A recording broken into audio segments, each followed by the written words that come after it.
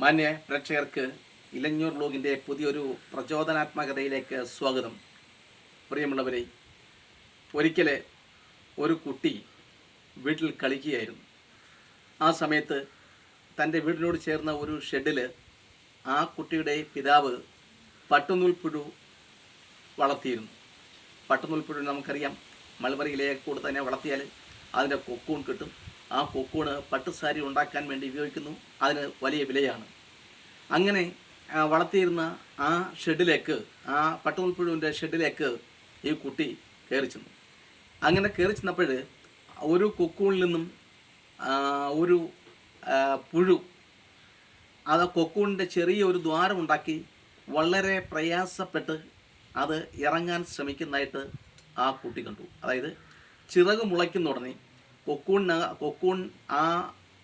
ഉൽപ്പാദിപ്പിച്ച് ചിറക് മുളയ്ക്കുന്നുള്ളത് ആ കൊക്കൂൺ പൊട്ടിച്ച് പുറത്തു പോകും, ശലവുമായി പുറത്തു പോകും. അപ്പം ആ രീതിയിലെത്തി. ആദ്യം ഇത് പുഴുവാകും, ആ പുഴുവാണ് പിന്നീട് ശലവുമായി മാറുന്നത്. അപ്പം ഈ ശലവുമായി മാറിയത് കൊക്കൂൺ പൊട്ടിച്ച് പുറത്തു വരാൻ വേണ്ടി വളരെയധികം കഷ്ടപ്പെടുന്നത് ഈ കുട്ടി കാണുന്നിടയായി. വളരെ പെട്ടെന്ന് തന്നെ ഈ ശലഭത്തിനെ രക്ഷിക്കാൻ വേണ്ടി, അതായത് ഇത്രയും കഷ്ടപ്പെട്ട് അത് പുറത്തു വരുന്നതിൽ നിന്നും അതിനെ രക്ഷിക്കാൻ കുറച്ചുകൂടി എളുപ്പമാക്കാൻ വേണ്ടി ഈ കുട്ടി ആ ദ്വാരം, അത് ഇറങ്ങി വരുന്ന ദ്വാരം അല്പം വലുതാക്കി കൊടുത്തു. വലുതാക്കി കൊടുത്തപ്പോൾ ഈ ശലഭം പെട്ടെന്ന് തന്നെ യാതൊരു പ്രയാസവും കൂടാതെ തന്നെ പുറത്തു വരികയും അവിടെ തന്നെ കിടന്ന് അത് ചാവുകയും ചെയ്തു.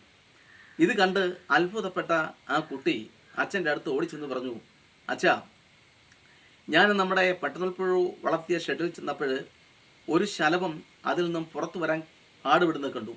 ഞാൻ അതിൻ്റെ ദ്വാരം അല്പം വലുതാക്കി കൊടുത്തപ്പോൾ ഈ ശലഭം അതിൻ്റെ പുറത്തോട്ടിറങ്ങി വന്ന് അതങ്ങ് ചത്തുപോയി.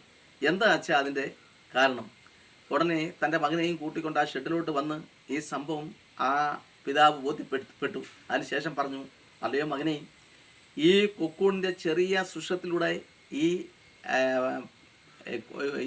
ശലഭം വളരെ കഷ്ടപ്പെട്ട് ഞെരുങ്ങി പുറത്തേക്ക് വരുമ്പോൾ കിട്ടും ഒരു ഊർജം. ആ ഊർജമാണ് പിന്നീട് അതിന് ജീവിക്കാനുള്ള ഊർജമായി മാറുന്നത്. അപ്പോൾ ആ ഊർജം ശേഖരിക്കുന്ന പ്രക്രിയ തുടർന്നപ്പോൾ നീ ആ സുഷം വലുതാക്കി കൊടുത്തു. അപ്പോൾ ആ ശലഭം അതിന് ഊർജം കിട്ടാതെ വരികയും അത് ചത്തുപോവുകയുമാണ് ചെയ്തത്.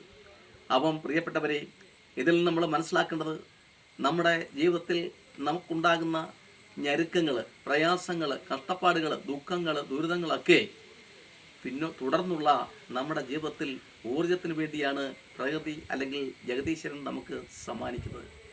നമുക്കുണ്ടാകുന്ന ദുരിതങ്ങളെ, കൊച്ചു പ്രയാസങ്ങളെ, സങ്കടങ്ങളെ, ദുഃഖങ്ങളെയൊക്കെ നമ്മൾ അതിജീവിക്കാൻ കഴിയുമ്പോൾ നമ്മൾ തുടർന്നുള്ള ജീവിതം സന്തോഷപ്രദമാക്കുവാൻ, നേട്ടങ്ങളുടെ കൂമ്പാരമാക്കി മാറ്റാൻ നമ്മൾ ശക്തരാവുകയാണ്. അപ്പോൾ അത്തരത്തിൽ നമുക്ക് ഊർജം പകരുന്നതിന് വേണ്ടിയാണ് പ്രകൃതി അല്ലെങ്കിൽ ജഗദീശ്വരൻ നമുക്ക് ഈ പ്രയാസങ്ങൾ, കൊച്ചു പ്രയാസങ്ങളൊക്കെ തരുന്നത് എന്ന് നമ്മൾ വിചാരിക്കുക. അങ്ങനെ നമ്മൾ വിചാരിക്കുമ്പോൾ നമുക്ക് പ്രശ്നങ്ങളെ അതിജീവിക്കുവാനും പ്രതിസന്ധികളെ നേരിടുവാനും പ്രത്യേകമായ ഒരു ഊർജം കിട്ടും.